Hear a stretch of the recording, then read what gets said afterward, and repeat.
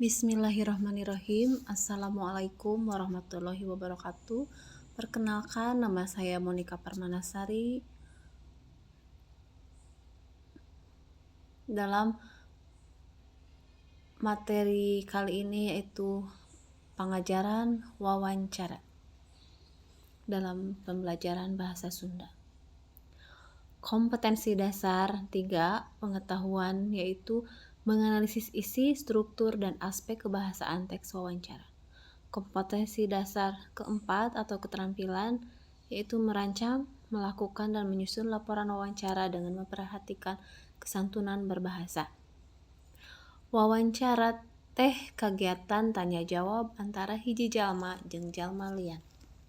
Aya kalana henteu duaan bae tapi sok lobaan. Boh nu nanyana, boh narasumberna sok katempo geuning ku urang dina televisi, kumaha reporter nanya masyarakat atawa presenter berita ngawawancara narasumber. Tujuanana sarua hayang ngagali informasi saloba-lobana, kusabab eta deui kagiatan wawancara teh saenyana lain ngan keur kaperluan nyusun atawa nepikeun warta. Wawancara bisa dilakonan ku saha bae keur ngumpulkeun informasi ti narasumber saperti dokter ngawawancara pasena, manajer perusahaan ngawawancara calon karyawanna, jeung sajabi ti eta. Dina ieu pangajaran, hideuk bakal diwanohkeun kana teks laporan wawancara. Nganalisis hasil wawancara, leuwih jauhna hideuk dijurung pikeun ngarencanakeun sareng ngalaksanakeun wawancara jeung narasumber. Teknik wawancara. Wawancara teh tanya jawab hiji jalma jeung jalma sejen nu tujuanana keur ngumpulkeun informasi, bisa oge dilakonan ku dua jalma atawa leuwih, boh nu nanyana, boh nu ngajawabna. Tangtu bae anu mika butuh informasi teh nu nanyana. Ari anu dipiharep bisa mere informasi nyaeta jalma nu diwawancara atawa sok disebut oge narasumber. Wartawan majalah Suligar hayang meunang informasi saloba-lobana ngeunaan kumaha munculna pupuh raehan hasil inovasi Yus Wiradireja nu kiwari jadi parian dina seni pupuh. Ku hal eta tatanyana teh langsung ka Yus Wiradireja salaku narasumber. Wawancara biasana dilakonan ku wartawan atawa reporter keur nyieun hiji warta.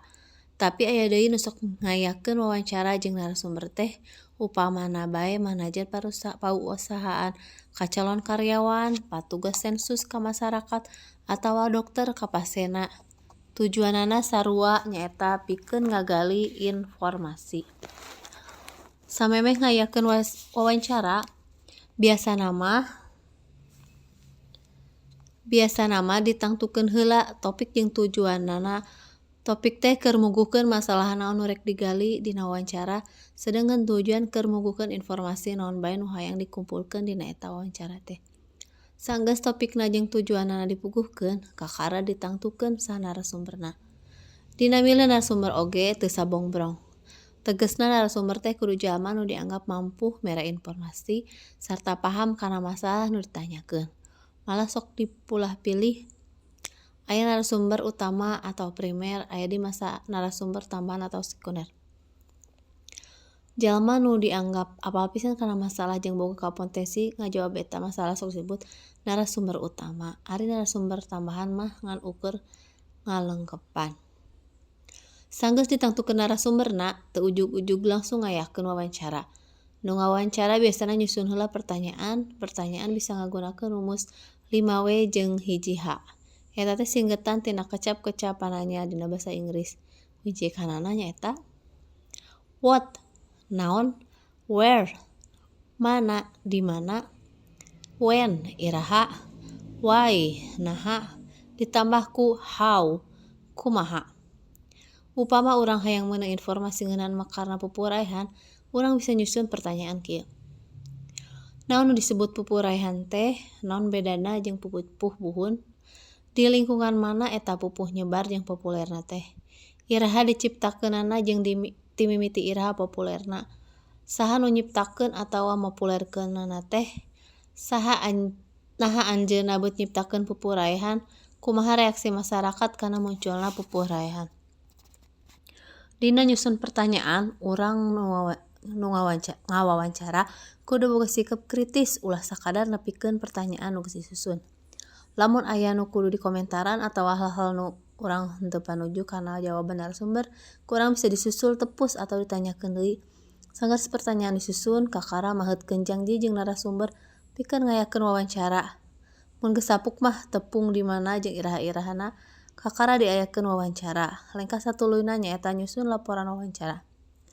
Jadi mun diruntuhkeun mah lengkah-lengkah wawancara teh kieu. Kahiji ngarumuskeun topik jeung tujuan wawancara. Nu kaduana neuleuman masalah nu rek dipake bahan wawancara. Katiluna nangtukeun narasumber jeung maluruh biodatana. 4 nyusun daftar pertanyaan nu rek ditepikeun ka narasumber. 5 maheutkeun janji jeung narasumber keur wawancara. Nu kalima ngalaksanakeun wawancara luyu jeung janji samemehna. Nu kagenepna nyusun laporan wawancara. Ieu hasil wawancara nu dijudulan Pupuh Raihan ngajawab nangtang zaman di luhur oge. Ieu lengkah-lengkahna aya di dieu tiasa ku hidup dibaca. Patali jeung nyusun laporan wawancara aya 2 pilihan. Laporan bisa ditulis menurut tanya jawab si kebacaan di luhur atau bisa dina wangun narasi.